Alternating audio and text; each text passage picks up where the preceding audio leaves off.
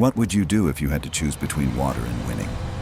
Not a philosophical question, a real choice. You're trapped underground. Enemy soldiers above you. You have enough ammunition to fight for weeks, but you only have enough water for 3 days. Do you fight and die of thirst, or do you surrender and live? Thank you for being here. Please subscribe to keep us going forward. February 19th, 1945. A volcanic island in the Pacific Ocean called Iwo Jima. It means Sulphur Island. 8 square miles of black sand and rock. It looks like the surface of the moon. American Marines are about to land on beaches that will become the deadliest battleground in Marine Corps history. Above them, Navy ships have been bombing this island for 72 days straight. That's the longest bombing in the entire Pacific War. Surely nothing could survive that. Surely this will be easy. The Marines have been told this island will take 5 days to capture. 5 days. Then they can raise the flag and move on. Some of them wrote letters home that morning. Routine goodbyes before another island that would be American by the weekend. By tonight, 70 of them will be dead. By the end, nearly 7,000 Americans will never leave this island. And the 5-day battle? It will take 36 days of fighting so brutal that the US military is still using Purple Heart medals they made for this invasion. They made so many, they've never had to make new ones. But here's what makes this story fascinating. This isn't a story about bravery, though there was incredible bravery. This isn't a story about tactics, though the tactics were brilliant. This is a story about water. About having it and not having it. About how the simplest thing in the world, something you probably take for granted every single day, became the difference between living and dying. The Japanese defenders had everything they needed to win except one thing. And that one thing broke them more completely than all the bombs and bullets America could throw at them. This is the story of how 21,000 Japanese soldiers went underground and waited. How American abundance crashed against Japanese determination, and how a cup of water became more valuable than gold. The battle for Iwo Jima wasn't won by the side with better soldiers. It was won by the side that could deliver fresh water to a volcanic island that had none. And that choice, between perfection and survival, between honor and necessity, between dying with dignity and living with shame, determined who went home and who stayed buried in 16 miles of tunnels beneath that black sand. The Japanese general in charge was named Tadamichi Kuribayashi. He was 53 years old. He had studied in America. He knew about American factories and American cities and American power. He knew Japan was going to lose the war. In his letters home to his family, he wrote like a man who knew he was being sent to die. But if death was certain, he would make it mean something. He would make the Americans pay such a terrible price for this island that maybe, just maybe, they would think twice about invading Japan itself. Kuribayashi looked at how Japan had defended other islands and said, "That's stupid." The traditional way was to meet the enemy at the beach, fight them in the water, charge at them with swords and rifles, die gloriously. That's what Japanese commanders had done at other islands, and it never worked. American ships would blow apart anything on the beach. American firepower would cut down charging soldiers before they got close. So Kuribayashi made a radical decision. His 21,000 men would go underground. They would let the Americans land. They would let the Americans advance, and then they would kill them from below. For 8 months, his soldiers dug. They used hand tools and explosives. They carved into solid volcanic rock. They built 16 miles of tunnels. Think about that. 16 miles. That's like digging a tunnel from one side of a city to the other. These tunnels connected caves and bunkers and ammunition storage rooms and hospitals. Some tunnels were deep enough to survive direct hits from battleship guns. Mount Suribachi, the big volcano on the south end of the island, became a honeycomb of rooms and passages. You could fit 500 men inside that mountain.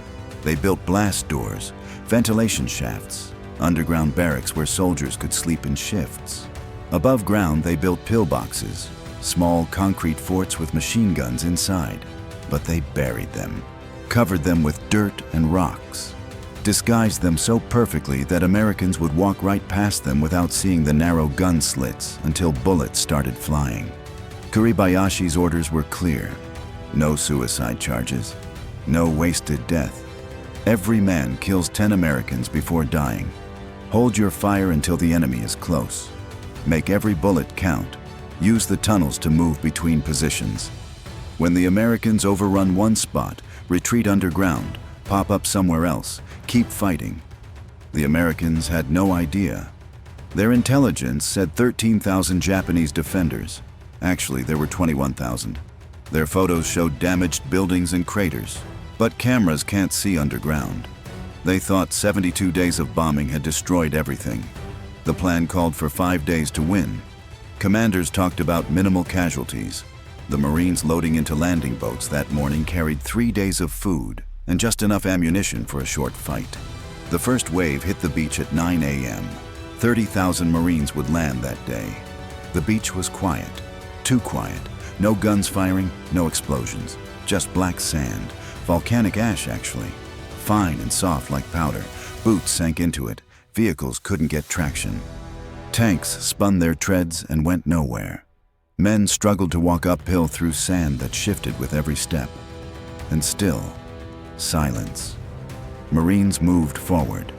More boats kept landing behind them. The beach packed with soldiers and tanks and supplies. Something felt wrong. Then the island exploded. Kuribayashi had waited until the beach was crowded. Now his artillery opened fire. Mortars rained down. Machine guns fired from invisible pillboxes. Marines fell in rows, cut down before they could figure out where the shooting came from. The black sand became a death trap. You couldn't dig into it. The sand collapsed as fast as you could shovel. Wounded men sank into the ash. Vehicles threw up clouds of black grit that made it impossible to see. More boats kept bringing more Marines ashore, and the beach turned into chaos. Bullets from everywhere and nowhere. By noon, the Marines had moved 700 yards inland. That's 7 football fields. It had taken 3 hours and hundreds of casualties.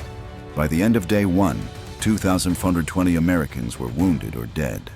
That was nearly as many as they'd predicted for the entire battle. Day 2 was worse. Day 3 brought no improvement. Every pillbox had to be destroyed one at a time. Flamethrowers and explosives, all under fire from positions you couldn't see until someone died finding them. And the tunnels made it impossible. Marines would clear a cave, move forward, then get shot from behind as Japanese soldiers came back through a connecting tunnel. Now here's where water enters the story. Iwo Jima has no fresh water. None. It's a volcanic island made of rock and ash. No rivers, no streams, no wells. The Japanese had built cisterns, big tanks to catch rainwater, but American bombing destroyed them all. So Kuribayashi's 21,000 men underground had to drink from whatever water they'd stored in the tunnels before the battle. A cup a day per man, sometimes less. They licked moisture off cave walls. Their lips cracked and bled. Some drank their own urine to survive.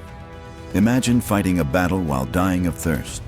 Imagine being trapped underground, in the dark, in volcanic heat, with explosions shaking dust from the ceiling, and you get 1 cup of water per day. The Americans, meanwhile, had the U.S. Navy. Ships that could turn ocean water into drinking water. Machines that processed thousands of gallons every day. Fresh water delivered to the beach in huge containers. Marines got canteens. Not enough. It was never enough in that heat. Carrying heavy equipment through volcanic ash, but infinitely more than the Japanese had. Marines could use water to cool machine guns. They could wash equipment. They could, relatively speaking, waste it, because the industrial machine behind them could make more. This wasn't just about thirst. This was about the fundamental difference between how the two sides fought the war. Japan sent soldiers to die with honor. America sent soldiers to win and come home. Japan gave its men courage and discipline and orders to never surrender. America gave its men water and medicine and mail from home, and the promise that if they got wounded, corpsmen would risk their lives to save them. Both approaches sound noble, but only one of them kept soldiers alive. Down in those tunnels, Japanese soldiers were dying in ways that had nothing to do with American bullets. Flamethrowers, weapons that shoot burning gasoline, turned caves into ovens. The heat didn't just burn men. It used up all the oxygen. Soldiers suffocated. Explosives collapsed tunnel entrances, burying men alive in volcanic rock. Smoke grenades forced defenders out of caves, and when they stumbled out coughing and half-blind, American rifles were waiting. The tunnels that were supposed to protect them became their tomb. Ventilation shafts filled with smoke. Men died of thirst before they died of wounds. They died when blast doors jammed and they couldn't escape. They died when Marines poured gasoline into tunnel openings and set it on fire, creating storms of flame that roared through underground passages. But they didn't die easily. And they didn't die quickly. And they killed Americans with terrible efficiency. Kuribayashi moved through the tunnels every day, showing up at different positions to inspire his men. His orders were absolute. No retreat without permission. No surrender, ever. When Americans overran a position, survivors would withdraw through tunnels to another position and keep fighting. Some did this for weeks. They'd emerge at night to attack, then vanish back underground before dawn. Marines learned to fear the darkness, to keep grenades close while they slept, to shoot at any sound. Mount Suribachi fell on day 5. The big volcano got cut off from the rest of the island. Marines raised an American flag on top on February 23rd. A photographer named Joe Rosenthal captured the moment. That photo became the most famous picture of World War II. You've probably seen it. 6 men raising a flag on a mountaintop. But here's what the photo doesn't show. Most of the island was still in Japanese hands when that flag went up. The bloodiest fighting was still ahead. For another month, Marines would attack positions that seemed impossible to take. Hills that looked empty but were hollow inside, filled with caves and tunnels. Friends would die from snipers hiding in tiny holes in the ground, invisible until they fired. The Marines adapted. Flamethrower teams became the most valuable and most dangerous job. Japanese defenders targeted them first because if you hit the fuel tanks, the operator would burn alive. Tank dozers pushed dirt over cave entrances, burying defenders rather than trying to fight them. Engineers used explosives to collapse entire tunnel systems. Navy corpsmen, medics who worked with Marines, treated wounded men under fire. They'd run into the shooting to drag injured Marines to safety. They had the highest casualty rate of any unit. They also won more medals for bravery than anyone else. By mid-March, organized Japanese resistance collapsed everywhere except the northern part of the island. The island was declared secure, but nearly 3,000 Japanese soldiers were still alive in the tunnels. Some kept fighting until April. A few didn't come out until the 1950s, years after the war ended, because they didn't know it was over. Kuribayashi was last seen leading a final attack on March 26th, carrying a samurai sword, wearing his dress uniform. His body was never found. Of 21,000 Japanese defenders, only 216 surrendered. Most of those were too wounded to fight. The rest died as ordered. The American casualties shocked everyone. Nearly 7,000 Marines killed, another 19,000 wounded. Total casualties, 26,000. That's 1 casualty for every 3 Marines who landed. To put that in perspective, that's like sending your entire school to battle, and 1 out of every 3 classmates getting killed or wounded. 27 Medals of Honor were awarded, more than any other battle in American history. Most went to corpsmen who ran into fire to save others. The battle changed how American military leaders thought about the war. Iwo Jima proved that underground defenses could survive any amount of bombing. It proved that determination could hold out against superior firepower, at least for a while. Most important, it proved that invading Japan itself would cost hundreds of thousands of American lives, maybe more than 1 million. The U.S. military made so many Purple Heart medals. That's the medal wounded soldiers receive, in preparation for invading Japan, that they're still giving them out today. They've never needed to make more since 1945. Iwo Jima's cost in blood became one reason America decided to drop atomic bombs on Hiroshima and Nagasaki instead of invading. The tunnels of Iwo Jima cast a shadow that reached all the way to August 1945, but the island served its purpose. damaged B-29 bombers started making emergency landings on Iwo Jima's airfields, while Marines were still fighting in the northern hills. By the war's end, 2,251 bombers made emergency landings there. Each bomber carried 11 crew members. That's over 24,000 American airmen whose lives were saved because Iwo Jima had been captured. Whether 24,000 saved lives justifies 7,000 dead Marines is a calculation that gives different answers depending on who you ask. The mothers who received telegrams didn't think in terms of strategic math. Neither did the 23-year-old who lost both legs, or the 19-year-old who would wake up screaming about tunnels for the next 60 years. Water continued to define survival, even after the fighting ended. Engineers had to set up machines to turn ocean water into drinking water, not just for the occupation forces, but for rebuilding the island into a working air base. Storage tanks came ashore. Pipes were laid across the volcanic ash. The island that had no water now got more fresh water than a small American town. It flowed constantly, clean and abundant. Japanese prisoners, emerging thin and weak from collapsed tunnels weeks after the island fell, stared at Americans using water to wash trucks. Water just poured on the ground. Some prisoners cried.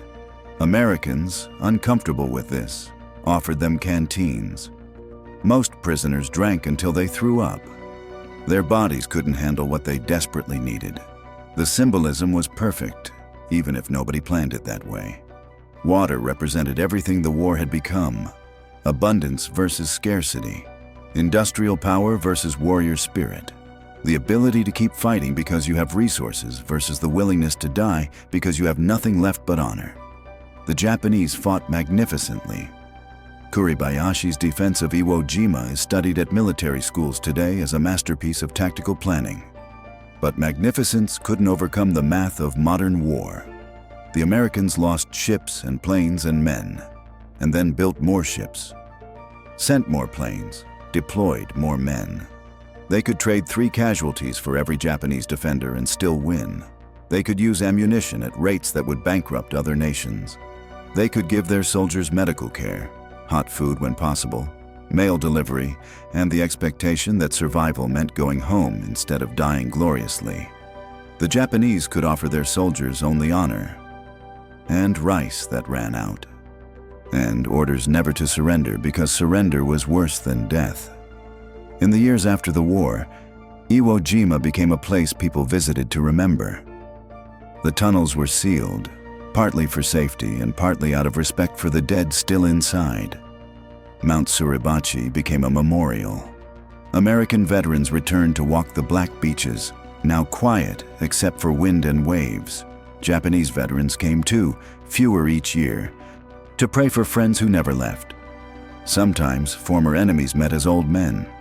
They didn't become friends exactly, but they recognized each other as men who survived what nobody should have to survive. Here's the last fact. Iwo Jima was returned to Japanese control in 1968, but it's still a restricted military area. The tunnels are still there, sealed but intact beneath the volcanic rock. The fortifications Kuribayashi built have outlasted the empire he fought for. They've outlasted most of the men who fought there. They've outlasted the world that made that battle necessary. Archaeologists sometimes explore parts of the tunnel system. They find bottles and rusted weapons and letters that were never sent.